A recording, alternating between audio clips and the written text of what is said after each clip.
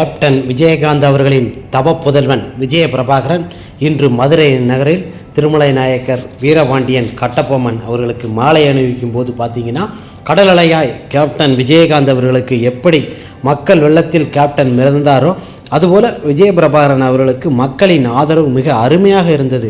விஜயபிரபாகரன் அவர்களை பார்க்கும்போது நமது கேப்டன் விஜயகாந்த் அவர்களை இளமை காலங்களில் பார்த்த மாதிரி இருக்கிறனால ரசிகர்கள் பெருவெள்ளம். கேப்டன் விஜயகாந்த் ஒரு ரசிகனை பார்ப்பதற்கோ ஒரு தலைவரை பார்ப்பதற்கோ இல்லை அந்த கிராமத்தில் போனாலே அப்படி ரசிகர்கள் சூழ்ந்துருவாங்க.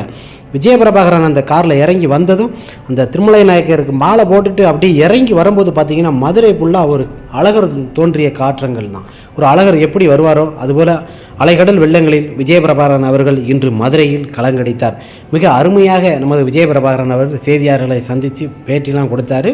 அங்கே இருக்க ரசிகர்கள் எல்லோருமே மிக அருமையாக கேப்டன் விஜயகாந்த் அவர்களுக்கு எப்படி ஆதரவு கொடுத்தார்களோ அதுபோல் தன்னோட ரசிகர்களும் தொண்டர்களும் மிக அருமையாக ஒரு பாதுகாவலர் கேப்டன் விஜயகாந்த் அவர்களுக்கு இருந்த பாதுகாவலர் போலவே விஜயபிரபாகரன் அவர்களுக்கும் அவர் அந்த கை அசைத்து காமிக்கும் போது ரசிகர்கள் பட்டாளங்கள் அவனை விஜயபிரபாகரன் அவர்களை பார்க்கும்போது கேப்டனை பார்த்தபோது அங்கு வந்த தாய்மார்கள் மற்றும் ஒரு ஆசிரமம் பல இடங்களில் சென்றிருக்கிறாரு.